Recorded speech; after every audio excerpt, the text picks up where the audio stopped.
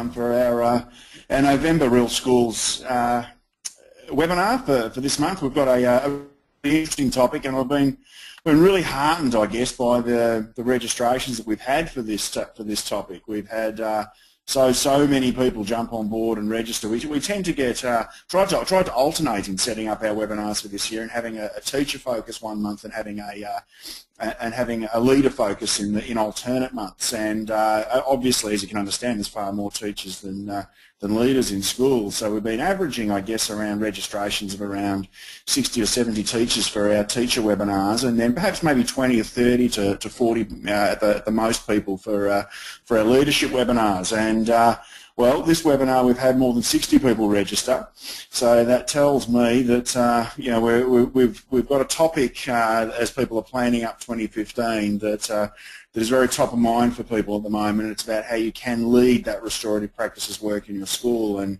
I think it's a pertinent topic, the idea of leading restorative practices rather than just knowing what restorative practices is all about, because there's a very different skill set involved, and that's I guess what I intend to unpack a little bit of with you today.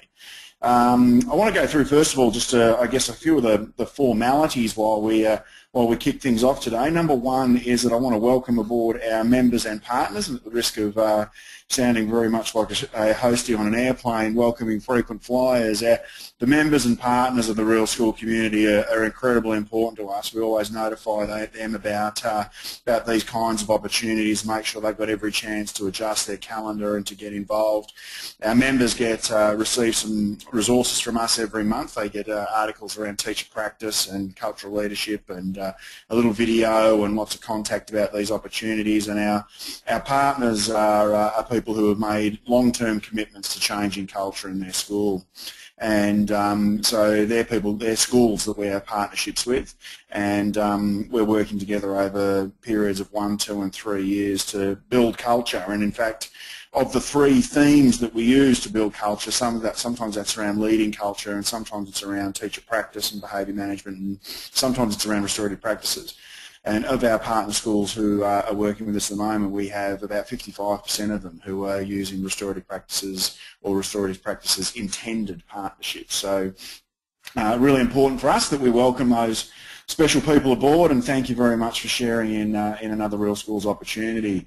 I want to point out to everybody today that this session is being recorded, and you've got a couple of opportunities to interact, and I'll tell you a little bit about those in just a moment. But one of the very important things to remember is that we always want to make sure you don't miss out. And so if there is anything that you do miss out today, if you get that urgent call or that urgent knock at the door at the office that you can sometimes get, particularly when you're halfway through term 4, then we understand. We don't want you to miss out. So after the webinar today, we'll be sending you a recording, and we'll be posting this webinar to YouTube and making sure that you've got the chance to sit back and have a good look at it at a time when perhaps there's less disruptions and you get the chance to soak it up. But it's also, I guess, for us, it's really important that if you do decide you'd like to look at it twice, that I know that for me, sometimes the message doesn't sink in the first time. And I know that certainly my wife would say that that's the case with me. But so sometimes a little bit of repetition isn't a bad thing, so you get the chance to have a view of this webinar again at a time when you've got the chance to really immerse yourself in it. Then sometimes there can be some new learnings and things like that pop up, so that's really important for us that you know that. There's a couple of opportunities that you've got to interact today, and I'm just looking at my screen now. I'm just going to change my screen for just a moment and make sure that I've got our chat box back in place here, because I was just noticing that I was able to see the chat box, but sorry, that I wasn't able to see the chat box there. So I'm just going to try and bring that back into place here. So I've got a chat box where I can see any questions that you might have, and you can also see the chat box, and you're more than welcome to be able to put in there any questions that you might have, and I'll be doing everything I possibly can to answer those as we go along. It appears that the chat box is finding it a little difficult for me to be able to see it at the moment, but I will answer any questions that you have on the hop, and I'll also make a point of stopping at the end to ensure that I check in on any questions that you put in there. You've also got the opportunity to put your hand hand up, a little bit like a virtual classroom. You'll see that there's a button that looks like a bit of a hand up towards the top left of the dashboard that you've got there. And if you do put your hand up at any time during the webinar, I'll keep an eye on that section also, and I can unmute you. So one of the features of the webinar is that at the moment we certainly can't hear anything that you've got to say, but that doesn't mean we don't want to hear what you've got to say. So if you do have a question along the road that you want to raise that you think is very pertinent to the section that we're in, then make sure you do put your hand up, and we'll do everything we can to make sure that we deal with that question on the run. We can unmute you, hear your question, and then make sure that there's lots of relevance around what we're doing today, and it's not just a simple presentation about what you need to do in leading restorative practices, because there's certainly a whole bunch of conversation that needs to happen to make sense of the key concepts that I'll present to you today. So to that effect, what I would like to do is to start to get to know you a little bit. And it's really important for me that you know that I'm talking to you. And people who are old enough to remember De Niro in the famous Taxi Driver movie will certainly remember the way that he was talking about you talking to me. And so what I want to do today is to make sure that I have a really full awareness of who it is that I'm talking to. So I'm going to launch a poll here that's going to allow you to tell me a little bit about who you are, and for me to be able to guide what it is that the way that we're going to speak today. So if I find, for instance, that I've got a predominance of people in one particular sector on this poll, then what I'll do is start to adjust the content as we go to make sure that I'm hitting the target of the people we've got here. So I'm going to leave that, that poll up there for a total of a minute and make sure that everybody's got a chance to answer. I'm seeing that I've got a little bit of a spread across here, which is fantastic. And in a moment I'll make sure that I show you the results of the poll. We've got 76% of people who voted so far, so that's great. People are really handy on the laptop now, and probably got a few frequent flyers who've come along to previous webinars and have certainly understood the way that these polling goes. And it's really important. I mean, this is my commitment to differentiation, that this isn't just a standardised little speech that I'm giving you today, but we really want to make sure that we tailor it. So what I'm going to do is just close that poll, and I'm going to share the results with you so that you can see. And we do have a spread today, so we've got about 50% of our people that I can see there are either primary school leaders or teachers, but we also have close to 40% of people from middle and secondary schools, and then we've got a spread of people who are coming from a different angle altogether. So we're going to try and make sure that we work across the spectrum today, from early childhood all the way through to upper secondary, and we want to make sure that everybody has the opportunity to get a bit of a, I guess we'll try and contextualise in a variety of different ways as we move forward. So I'll just hide those results, and we'll go forward to the next slide, because the next one is also where I need a little bit of interaction from you. So what I want to know is, for you, how far into the restorative race are you? So I'm going to ask you a set of questions. I'm going to give you a series of responses that you could possibly make here. The first one is that you're curious. We haven't really considered doing restorative practices, but this is our opportunity to find out. The second one is that we're thinking about implementing restorative practices. The third one is we've done a bit of RP training. The fourth one is that we're currently implementing. We're part of the way down the 100-metre straight, I suppose you would say. And then the last one there is that we really consider ourselves to be a restorative school. And we're looking at not only, for those people, and really looking at not only what you can learn out of today, but certainly what you can contribute. Because schools that view themselves as a restorative school are ones that have gone far further than training. And they understand that what we're doing here is not implementing a program, and we're not looking at a social skills program, for example, that you can teach on a Wednesday afternoon, but we very much are looking at restorative practices as a cultural lever. We're looking at it as something that underpins the way that we do everything in our schools. So that poll's been up there for a minute now, so I'll close that one, and then I'll share these results with you. And we can again see that we've got a big spread. So we've got some people who are thinking about restorative practices, which is just for me incredibly exciting. The first steps on the journey towards restorative practices are to have your eyes open to the opportunities, and we've got a variety of schools at various stages of implementation as well. So we're going to make sure that we are nice and broad today, and that we're going to hit lots of targets in different ways for all of the different cohort that we've got here. So I thank all of you for coming along, regardless of where it is that you're from, and regardless of your role, and regardless of the stage that you're at, and we think we can add a bit of value for absolutely everybody today. Look, in planning the way that we were going to work today, it was probably important for me, rather than present a plan or present a document or to present a pathway forward for your school that you must follow or a program that you must implement.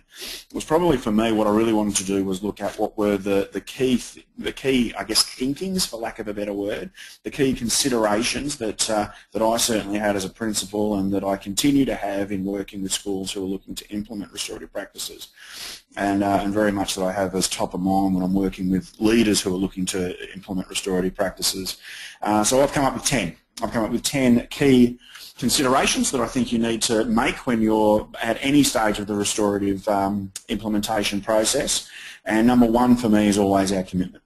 So it's really genuinely about when you begin to, and this is I guess for our 20% who are considering restorative practices, the first step is to consider our commitment.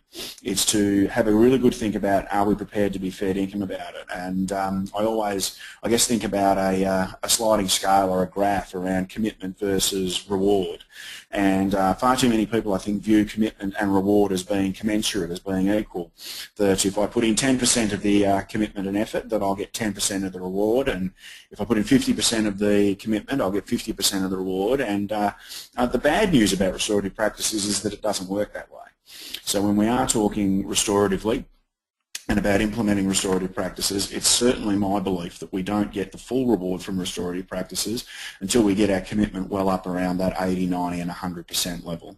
It's one of the things that I genuinely believe that some of you may have even heard about, heard negative stories about restorative practices being implemented in schools, and you may have heard that in certain schools that have tried it that it hasn't worked, and I would contend that one of the reasons is that there are far too many schools who do a bit of restorative practices and book in a workshop on on a Thursday afternoon and hope that people will change their practice, and it's just not the way it works.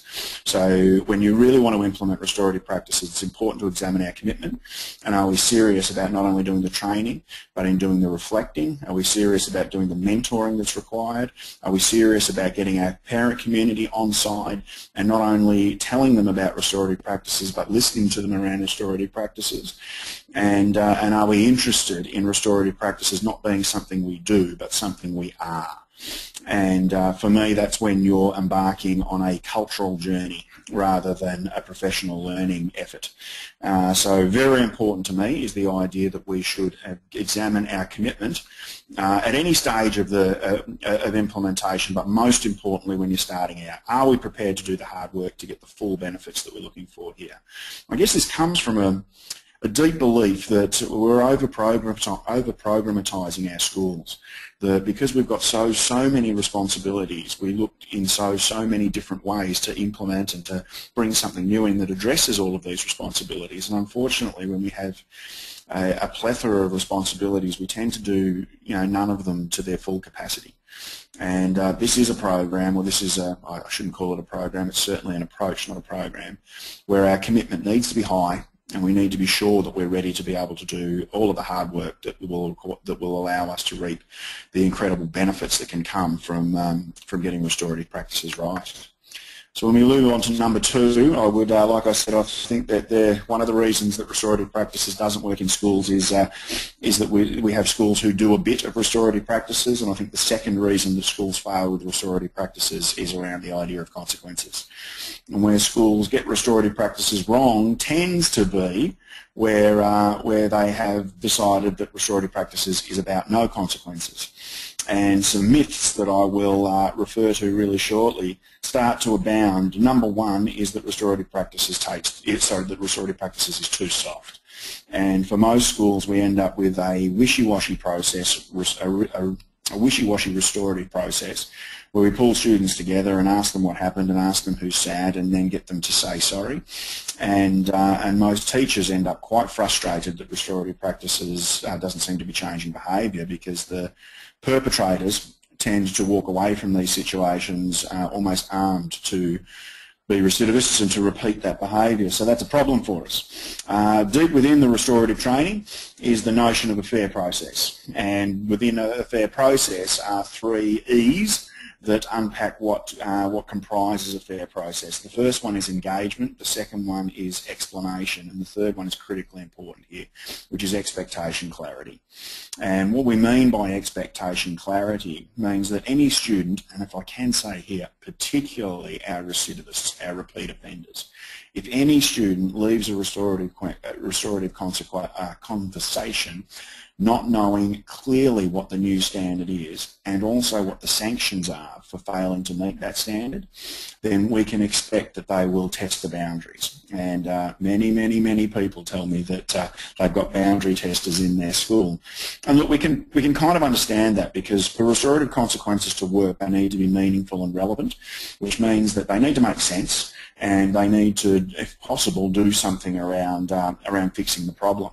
So we all know how we respond sometimes when we get a consequence that doesn't make sense. I'm going to ask you to imagine, for instance, that on your way home from work today that you creep over the speed limit and a local member of the constabulary decides to pull you over and have a chat to you about the fact that you were doing 64 in a 60 zone and proceeds to give you a ticket with a fine for $25,000. We might be jumping up and down, we might be up in arms around that because we just didn't see that coming. So around consequences, and particularly for our recidivist and repeat offender students, what we want to do is to make sure that the consequences are known in advance. We know in advance that the fine for being around 4 kilometres over the speed limit is likely to be in that $200 range. And while we might not be happy about it when that letter arrives in the mail or when that police officer hands the ticket, we'll cop it because it's meaningful, it's relevant, it makes sense. It's when the young people that we work with feel that the consequences arrive upon them in a very arbitrary way. And to be honest, we all deliver arbitrary consequences really inconsistently. One day when they've got us on a good day, we might let them off, and one day when they've got us on a bad day, we might come down like a ton of bricks. So it's hugely important that we get our head around establishing consequences wherever we possibly can in advance of poor behaviour, and by doing it in a way that makes sure that the expectation, the new standard, is incredibly clear to the young people that we're working with. All right, consequences, like I said, the 2 areas that I think schools fall down the most. Number 1 is having a partial commitment, and number 2 is getting consequences wrong, because when we get consequences wrong, what we find is that it erodes the trust of the teachers who we're expecting to implement around restorative practices. All right, number 3, let's go with the function of the questions. Again, one of the areas that I think that a lot of schools start to struggle with restorative practices is that we hang our hat on various aspects of it, and one of them is the restorative questions. So while it's fabulous that the restorative questions, and we supply them when we do training with our schools, you can see them there on the right-hand side of the screen. While it's wonderful that we have those questions there, and they're up on the walls of classrooms, and they're in yard duty lanyards and things like that so people can refer to them, often schools think that restorative practices is all about the questions. And that's not the case, because what they've come to do is rely on the questions without thinking about what their function is. What are the questions actually trying to do? And for me, what it does is restorative practices questions take any conversation that you're involved in from past to present to future. And unfortunately, I think we have far too many students in our schools who are conditioned just the way we have been all the way through our schooling lives, and indeed our lives as educators also. And that is to anchor every situation in the past. And we spend a lot of time feeling that we're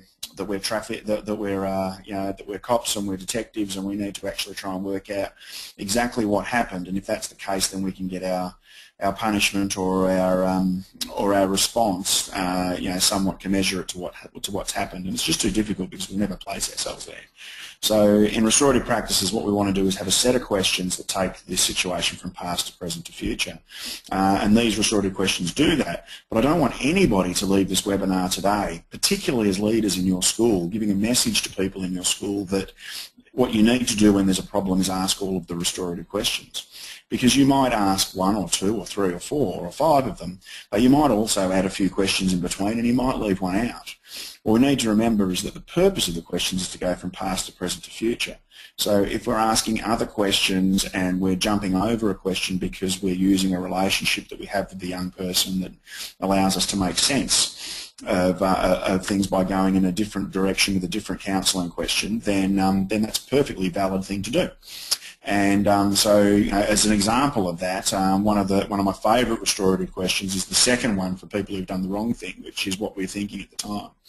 And I always think it's hilarious because, particularly when you're working with boys, we only get 2 answers. We get I don't know and nothing.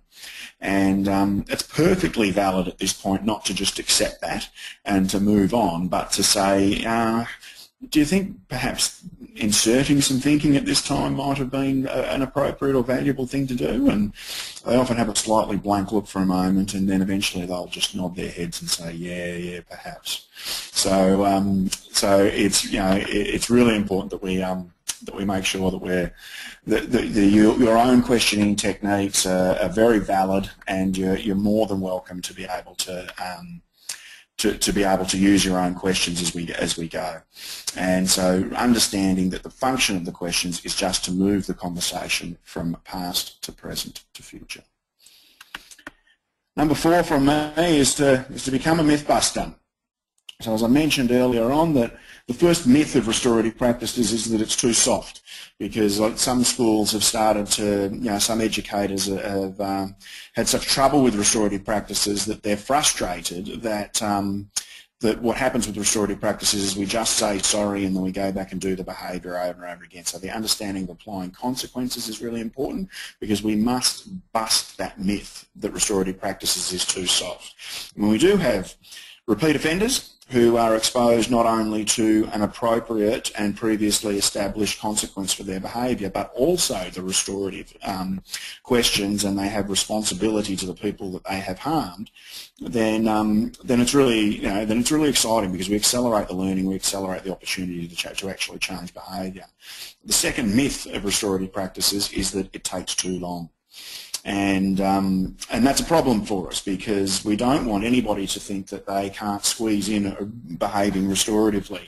And part of that myth has generated and grown out of the idea that we must ask all of the questions every single time. And it's just not the case. So what we have in restorative practices is a continuum, and it moves from informal to formal, and I'm going to refer to that a little bit later as well.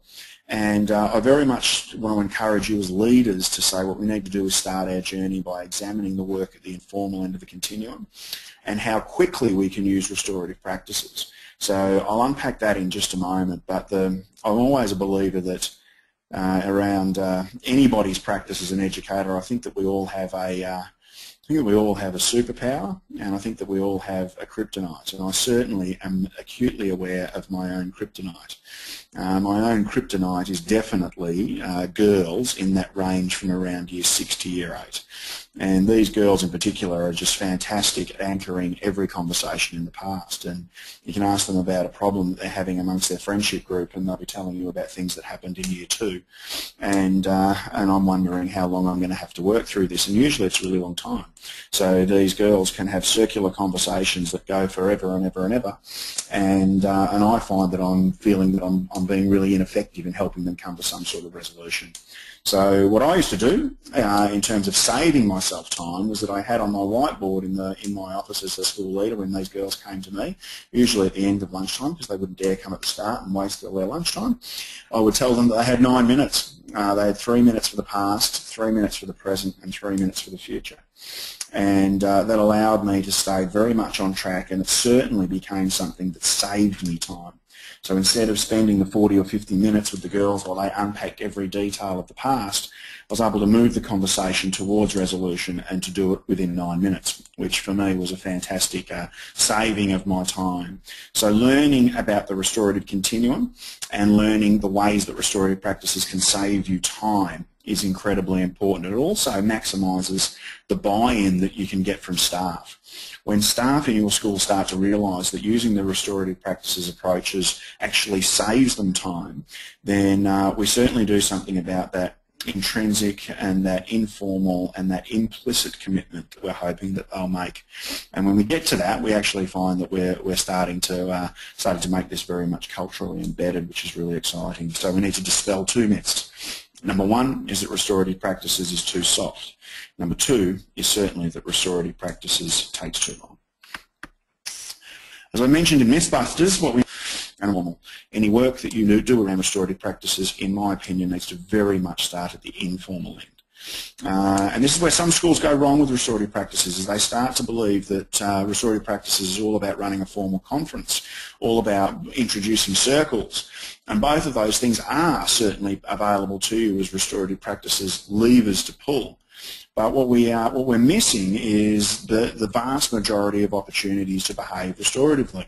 So the idea that a restorative practices formal conference needs to be run whenever there's a problem is going to waste your teacher's time. And my own experience as a principal, in the years that I was principal, I think I averaged about 1.5 formal restorative conferences per year. So it's something that's used rarely, and it's used only when there is really significant harm. At the other end of the continuum, from informal to formal, at that informal end, I would contend to you is where we have the vast majority of our interactions. So if you can think about the interactions in your school as a number, in number only, not in terms of value or importance or weight, but it's only in number.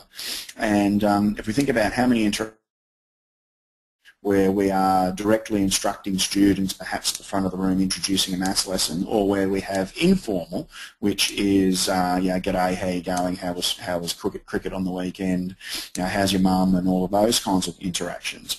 What most people tell me is that the vast majority of their interactions are informal, and that's what we want to start to focus on in some way, and that's indeed when we start to do the cultural work behind restorative practices. So for me, if restorative practices doesn't exist in the picture that you can see on your screen at the moment, where what we have is a young person who perhaps has dropped some rubbish on the ground, and we need to think in this situation about what our default is. And our default is often to say something like, pick that up and put it in the bin. And for me, what I'm asking you to do as leaders is to start to model the notion that you can insert the language of affect here by using half a breath more. And by saying to that young person, disappoints me to see you do that, I think that needs to go in the bin. Now, most of you will have noticed that the key word that I said there was disappoint, and because what we've started to do is the language of affect, and it sounds, to be honest, so benign. It sounds like just throwing that word in when they've dropped a piece of rubbish on the ground couldn't possibly make a difference in terms of moral development. The only thing I ask you to think about that is that if we use that language of affect at every possible opportunity for every number of informal interactions that we have with students, would they not be exposed to that language many, many, many times in a school day? If we multiply that number that you came up with then for the number of interactions you have at that end with the number of people on your leadership team, if we multiplied that number by the amount of staff members in your school who you could encourage to insert the language of affect, then perhaps if we multiplied that by the amount of parents who you could get on board as champions at the beginning of the process, then what we find is that by Chinese water torture, we start to teach our young people that their behaviour has an impact on others. And that's very much one of the clear intentions behind restorative practices, is the building of empathy. And we don't learn empathy, unfortunately, through only explicit teaching. You can't just teach empathy as a unit of work and then hope that the job's done. Empathy is only learned through repeated exposure, and also repeated exposure to how well it works.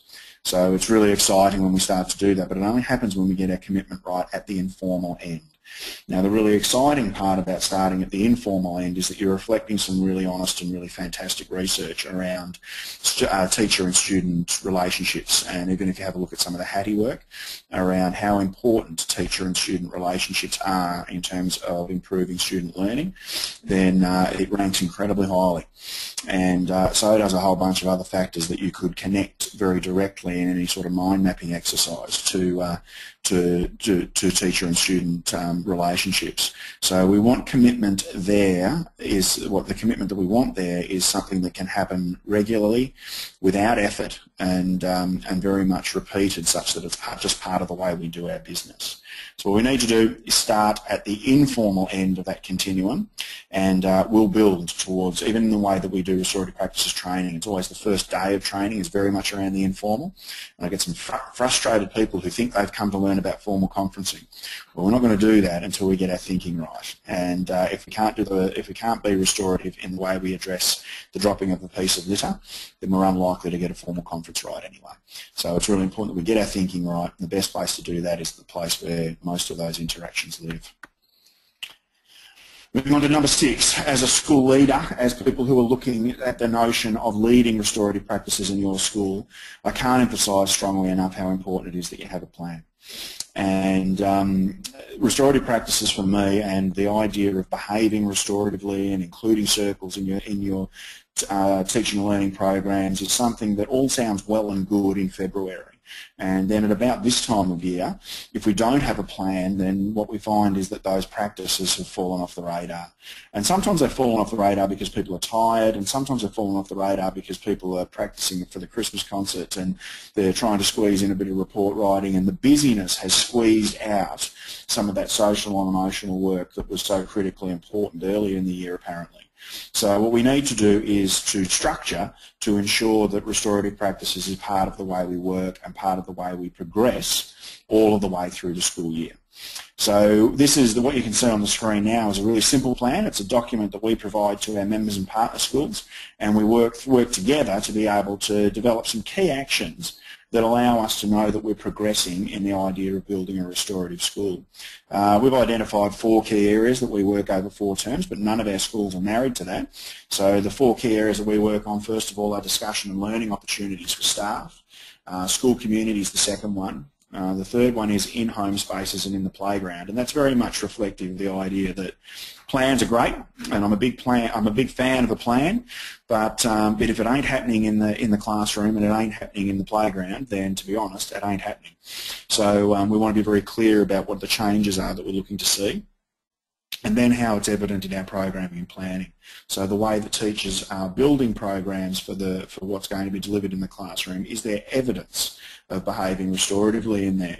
Now this document, for me, should sit as something of a layer 2 document. So I know that you've got plenty of documentation that you need to wade through as school leaders. I'm not looking for you to add to your annual implementation or operational plans. What I am looking for is to have this sit as something of the layer 2 document that you can refer to in achieving some of your objectives around school culture, around student wellbeing, around behaviour, around the conditions that facilitate great learning. So you'll notice that the plan itself is restorative in content, but it's also restorative in nature. So page 1 is about what we expect. It's about what we want to happen. It's the firmness of the plan, and then page 2 is about the supports. So it's about what we're going to do to support people, and what are the resources that are available. What are the opportunities to discuss? What are the opportunities to find out more for our staff members who we are asking to make adjustments and changes in the way that they practice. So it's important to make both explicit, and then it's something that you can also refer to in conversation, and even better, we can refer to it as something of a checklist. So at the end of term 1, we can look at the areas that we set ourselves some actions, and notice that we didn't attend as diligently as we wanted to one particular area, and that's okay. We don't commit hurry-curry at this point. What we do is say, okay, we found our area that we need to focus on first, so that we can make sure that this is something that's not a tack onto our school, but certainly underpins our culture and the way that we're looking to work in a really ongoing way. So having a plan is hugely important. Next bit that I want to talk about is the idea of sticking to the tenets. Now, the tenets of restorative practices are pretty simple. The whole idea of restorative practices is built around the notion that what we're focusing on is harm and relationships. So the 2 tenets of restorative practices are harm and relationships. And what we're trying to do in sticking to the notion of harm and relationships is remember this and have this at the forefront of our minds. Many of you as leaders are the people who receive students when they are behaving worst.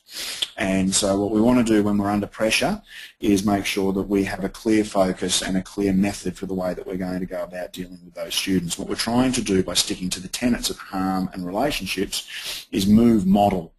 So we want to change from the old model, which is very much that past-focused model, very blame-orientated and very focused on an adversarial approach. If I can just get the punishment strong enough, or at least split the punishment appropriately between the key players, then I'll do something about making sure that behaviour doesn't happen again. And unfortunately, if that belief that deterrence is linked to punishment were held true, then our friends in the United States would be having great success with the death penalty to reduce violent crime in America, and it's just not the way we're wired to change behaviour. What we're trying to do is to move model, and when we keep those tenets of harm and relationships at top of mind, we start to shift towards what we call a restorative model. And we know we're doing that when we're able to keep on track in any sort of situation around past, present and future.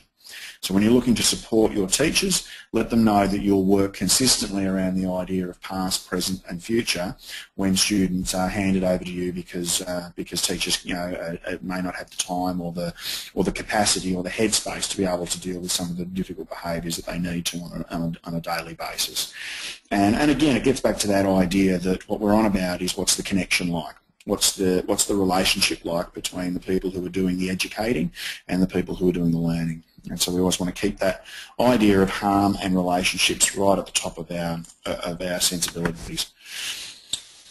The next one for me is a hugely important one, and this is something that we find as leaders that we're often asking our staff to do, but we sometimes neglect and fail to do a great amount of it ourselves. So the idea is that we need to reflect on the way that we are practicing. We often talk about teachers and their practice, and we forget that as leaders we have practice too. So it's really important that if we are going to have practice that is not congruent with the practice that we're asking from our teachers, then we're going to get resistance. So the thing I love about this is you'll find it referred to as being the operating domains, or sometimes as the social discipline window. What I love about this is that once I understand these four words of to, with, not and for, and the idea of balancing firm and fair by thinking about which box I've been operating in, what I love about it is that I can reflect really informally. So once I've got a model as simple as this, I can reflect upon it at the traffic lights on the way home. But if I've got a complex model, I can't reflect upon it. And to be honest, if I've got no model at all, then all I do is find myself justifying my own leadership practice. When we talk about reflection, it's important that we have something to reflect upon. So I often ask people that if you did shave this morning, or if you did put some makeup on this morning, it's unlikely that you did it in front of a wall. The likelihood is that you moved and stood in front of a mirror, because it's difficult to reflect unless you've got something to reflect upon, and this is my favourite reflective tool around restorative practices. So while we tend to use this as a tool for measuring where our teachers are at, it is incredibly important that we reflect upon where we are at. So we're talking about firmness. We're talking about, are we applying and are we asking of our people to do more and to be more? So there needs to be a high amount of pressure, there needs to be some limits put in place, and the expectations that we have of the people on our staff need to be incredibly high. And this is where sometimes as leaders we slip, in that we let some practice slide. We let some things happen in our schools, even with people who have been trained restoratively, that we go, oh, it's just sort of a big part of their personality, or sometimes that person's just a little bit of a, a little bit of a rough nut, or a little bit of a hard ass, or something like that, and we let these things slide because we haven't maintained those expectations. And sometimes we also need to make sure that the support and the encouragement and the nurturing is in place, so that people feel that they can change, and that when things are difficult and when they do make a mistake with it, that they've got a soft place to fall. And when we get both right, that's when we can say that we're genuinely working with our staff. When we're big on the firmness but low on the fairness, we could say we're probably doing two things to our staff all the time and asking a lot of them. When we're letting things slide a little bit and we're being very supportive and encouraging, but the standards are low, then we find ourselves doing things for them all the time. And if as a school leader you're finding yourself in that situation that any time that the teachers in your school are having difficulty with a student, that they defer them upwards, that they handball them upwards to leadership, then this is a situation that you might find yourself in, that you're finding yourself doing all of the work for them. And something that you might want to change there is thinking about your work restoratively to re-establish some expectations. And the great part is that I find very few leaders who need to spend any time in the not box where there's low expectations and low levels of support. But look, you know, I always tell people this is educational Fiji, the not box, that we can go there occasionally, that if on a Friday afternoon you need to leave a little earlier sometimes just for the benefit of your own sanity, then I do understand. So it's educational Fiji. It's a place that you can go for a little holiday to refresh the batteries, but you can't live there, unfortunately. So we want to make sure that we're using this as a reflective tool, and that's where I think its genuine power is, not just as a tool for looking at where our teachers are at, but very much for thinking about our own leadership practice. If we can get that leadership practice right, then our people are far more likely to listen to us about the plan for their practice. Point 9 for me is another one that I think I may have said 8 times already that this is incredibly important, but I do think the opportunity for people to talk about restorative practices is very important. When we're talking about one of the components of implementing restorative practices in your school is training, is making sure that your people have an understanding of what restorative practices is, but their score, if you will, around restorative knowledge will increase not with training, but with the opportunity to make sense of restorative practices by ensuring that they have opportunities to discuss it. And as leaders, it is our absolute responsibility to structure such that those opportunities happen. Myself as a principal, we had for a brief refresher about a particular aspect around restorative practices, and then provided 3 times that time. So if it was a 1-hour slot, it would be 15 minutes of impetus of presentation, and then 45 minutes of conversation. So it's in that conversation that people actually start to learn how to be able to apply the restorative practices work at the coalface. And that's really important. And it goes to the idea of being able to model for each other. It goes to the idea of people feeling comfortable with the changes that they're looking to make along the trip. And it goes to the idea that we need to place some power in the hands of our teachers if we want this to be able to make sense in our school. We're facilitating what we call some emergent phenomena here. What we're saying is that we might have an idea about what restorative practices is and the way we'd like you to behave. But when we give people plenty of opportunity to discuss restorative practices, what we find is they start to do more. They start to do different things that we had never imagined was possible. And some indeed of my favourite stories around restorative practices in schools have come from teacher aides and graduate teachers who have come up with an ingenious piece of practice and come to me with a nervous look on their face asking me, is that doing it restoratively? And it certainly has been. It just hasn't been done in a way that I've ever imagined it could be done. And that's fabulous. That's exactly what we're looking for, is when people are starting to use restorative practices creatively.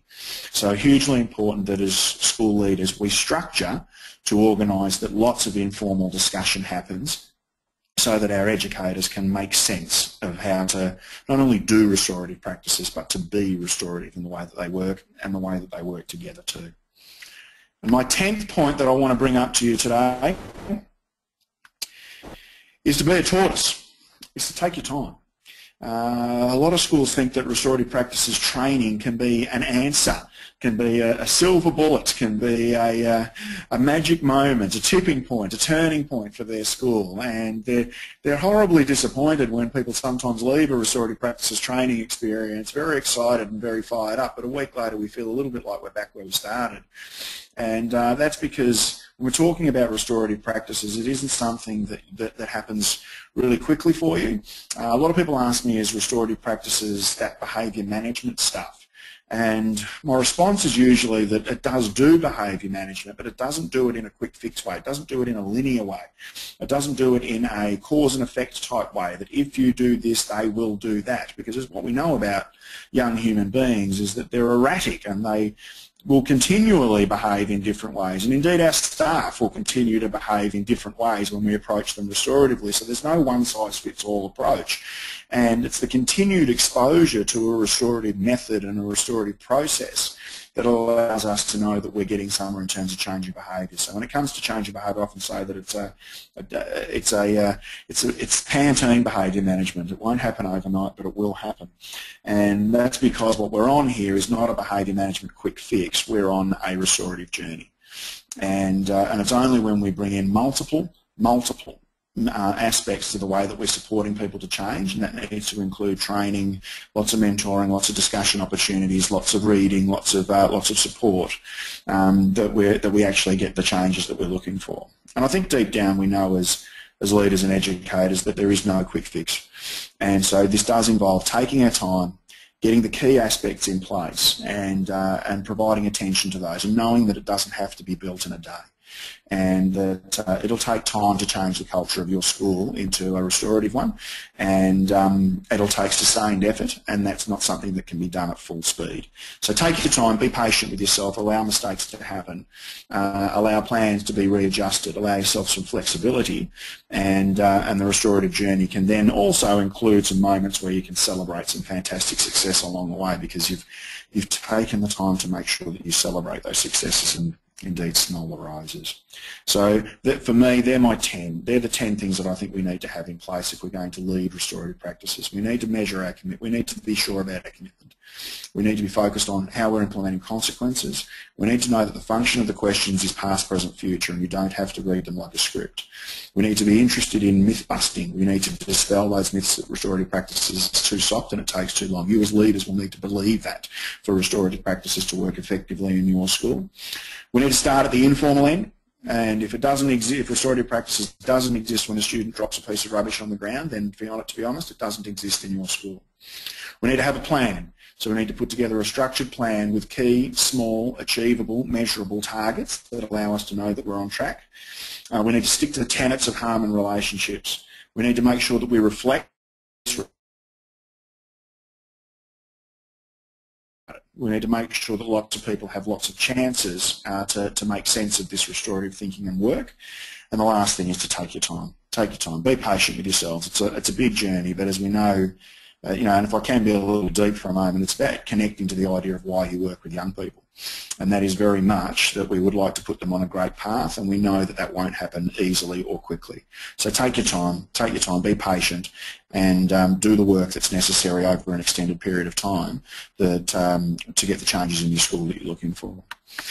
So when it comes to the idea of, there might be people here who are thinking about a restorative practices themed partnership with real schools for your school, and certainly I know from looking at the list of people who are on board at the moment that there are some people in the webinar today who are already on that track, and that's fantastic.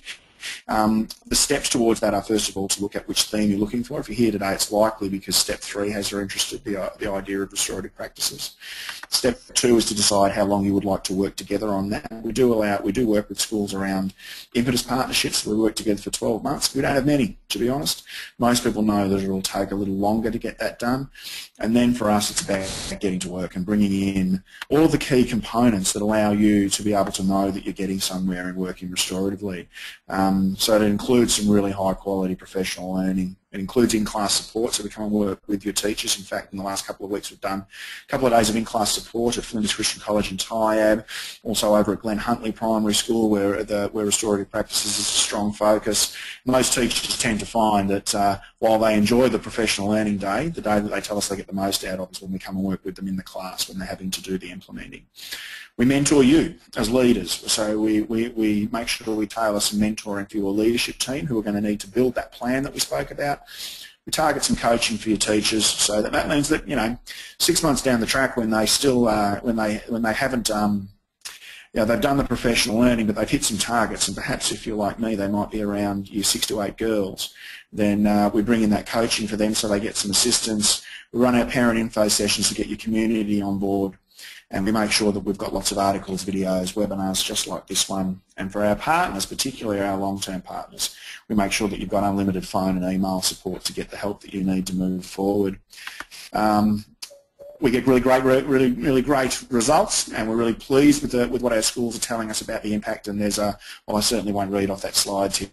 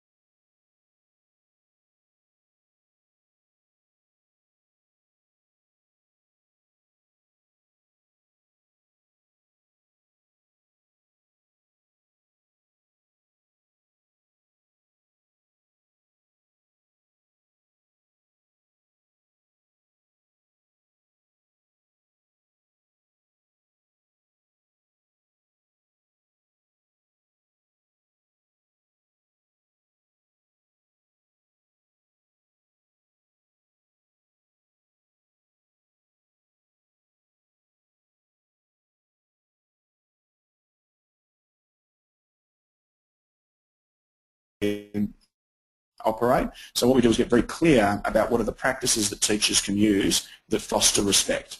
And so that's what we're very much trying to focus on. Well, okay, thank you. No problem. All right, I'll just mute you again there. All right, so I've got a couple of other people there that have asked for some follow-up, which is great.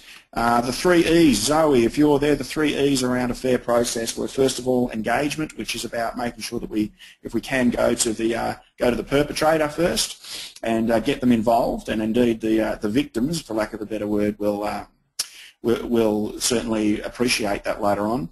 The second one is explanation, which means that we're very clear about why decisions have been made and why those decisions are appropriate in this circumstance. It's a good step to have, because sometimes we catch ourselves saying the wrong thing. You know, we catch ourselves saying, okay, so what you've done is completely disrupt your class for an entire lesson, you've frustrated your teacher and you've disappointed the people around you, so what we're going to do is get you to pick up some rubbish for 3 cents. We go, oh, hang on a sec, I'm not quite sure that makes sense. So explaining it and being articulate about it helps us do that. And then the last one was expectation. Clarity. So that's very much around making it really clear what the new standards are, and then importantly for our recidivists, what the consequences will be for failing to meet them. Okay, so I'm just looking here and seeing that I can't see any other questions that we need to ask. I'll do a quick sweep here, guys. If there is a question that you would like to ask, then just make sure you pop it in there now. If you do want to put your hand up and say something, Robin, I've got you with your hand up, so what I'm going to do, Robin, while we've still got a couple of minutes left, is I'm going to unmute you. Robin, can you hear me? Robin, okay, we haven't got Robin, unfortunately. It happens sometimes. We won't panic too much about that. I'm noticing also that Brendan McAleer, that you've got your hand up at the moment as well, Brendan, so I'm going to unmute you right now. Brendan, can you hear me? Yes, I can. Can you hear me? I can, loud and clear. Brendan, fire away. What's your question? Adam, on a Wednesday afternoon, we have a wrap program where we have a restorative session. Yes. The leaders will meet with the students, discuss the issue that happened, and then we have quite a detailed booklet to fill out. Yep. That has a range of questions. What did they do wrong? How did they feel? What rules did they break? Write an apology. What school rules did they break? Is that along the lines of restorative? I think it is. I think the line that the rule that I would keep running across this is how appropriate an allocation of time are we allocating here. So sometimes what we'll find, I used to for instance run with our classes a car park meeting where students would park problems and we would talk about them. And what we needed to do was make sure that we ran car park meetings when they were required and not just as a matter of course, because sometimes they got filled with problems that didn't need to be dealt with, and sometimes we actually had a great environment happening, we didn't need to deal with problems. So yeah, I think that certainly it sounds like you're going about those conversations in a restorative way, which is fabulous. And, from it is 1.5 hours. The plan is that because it's a more serious incident. Yes. And we often find that the booklet takes them a good 20 to 30 minutes to fill out. And we hope that next year that maybe we can use that time to get teachers who may have been involved in this and get them down and maybe talk to them, and then so the student and the teacher will be present there. I think that's a really good idea. I think one of the features of behaving restoratively is that when we find behaviours that are concerning, and to be honest, whether they're behaviours that are between students, whether they're behaviours that are between student and teacher, or whether even when they're behaviours that are between teachers, it's incredibly important that we have all the people who are involved, present to fix that up. And it goes contrary sometimes to some of our old practices, which, as we know in schools, if we had 2 students in our class who were in a bullying style relationship, then one of the things, most of us have caught ourselves at some stage saying something like, why don't you just stay away from him? And And so restorative practices encourages us to stop and say, well, actually, if we separate them, is the problem between the two people that have the relationship problem likely to improve? And looking for creative ways to bring people together. To be honest, such as your rap meetings. It was a rap meeting? Is that right, Brendan? Well, it's well, you could call the meeting, yeah, where the students will come, we'll sit down, talk to them, discuss the issue. We could do the past, present, and future, and then we get them to fill out a booklet, you know. Yep. And so I think you're very much on the right track. I think you just want to make sure that you're always looking for, when you're getting, is looking for two things. Number one is keep checking in on the appropriate allocation of time, and then keep checking in also on are we looking for other creative ways to do the past, present, future by bringing people together who might have a problem. All right, thank you. Pleasure, Brendan. Just mute Brendan again. I'll just check in one more time whether we've got any other hands up. Can't see any at the moment. I'm just looking to see whether we have any other questions. I think we've got everything under control, and that means that you guys get to finish on time, which is probably a critical thing when we're talking about the middle of term 4. So if I can, thank you all so much for coming along and for, to be honest, being the sort of school leaders who will dedicate your time to professional learning that can impact your school at this time of year.